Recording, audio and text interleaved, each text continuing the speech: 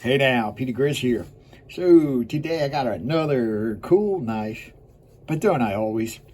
But anyway, I'm taking a little break right now from working on this 1923 restoration because I am working on epoxy to fix these scales with, and I'm experimenting right now, just trying to get the color right. Once I figure out how to get the color to dry right, then I'll proceed with molding the scales for it. But in the meantime, so just a week or so ago, I got this guy, which is the famous Boker 182. This one dates to about 1945 to 1950, so basically immediately following World War II.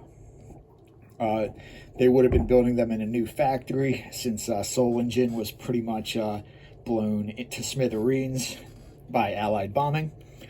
And due to that, there were some differences in how they were made after the war versus before. The ones before have a tapered design, and the spacer in the middle is actually a tapered brass spacer, whereas after the war they went to a horizontal design with a flat spacer. But that's all minor stuff. So we've got our basic tools, super long corkscrew, and that's the point of the hump, is it gives you longer, heavier duty back tools.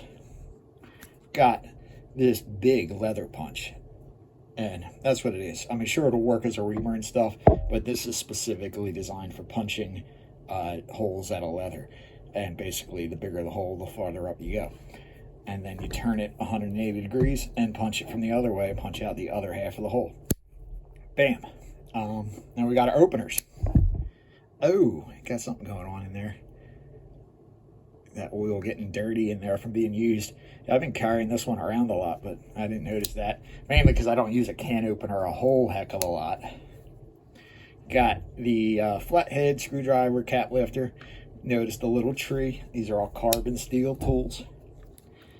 And then we got the big boy with the big boy stamp, the tree brand, Arbolito Boker. Their family has heritage going over to Argentina in the 1800s, and they brought some of that Espanol back with them with the little tree brand thing.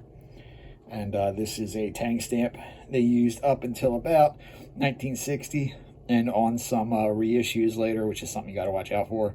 Apparently, when you buy these knives, Heinrich Boker and Co. Baumwerk, Solingen. Baumwerk basically means tree brand in German. Thanks to whoever pointed that out in the comments. And then we've got Germany and Alemania at the bottom. Alemania is the Spanish word for Germany. Kind of like the German word for it is Deutschland. But anyway, so I love this knife, and I'm looking for more of them.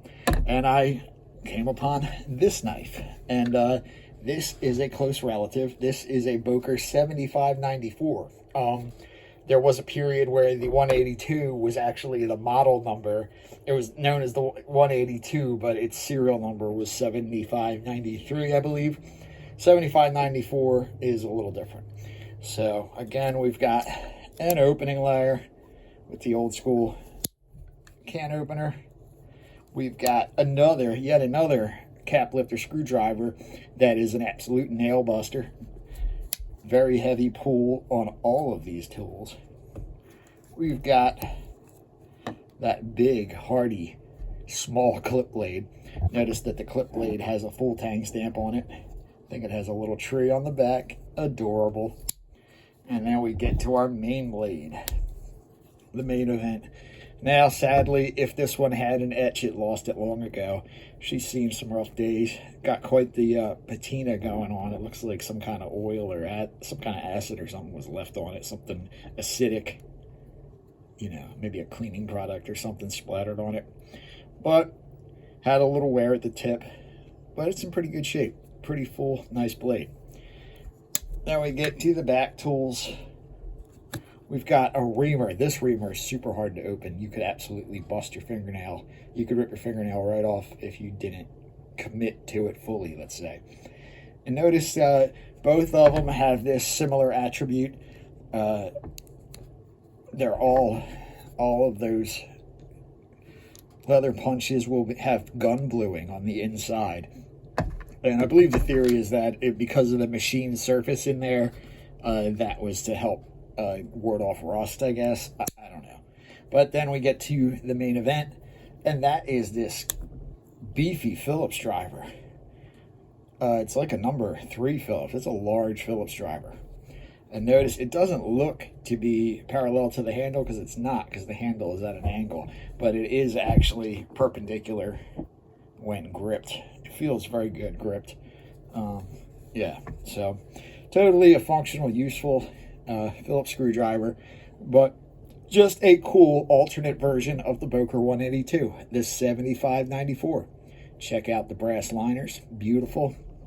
Of course, this has Delrin handles, as did the 182 at this time.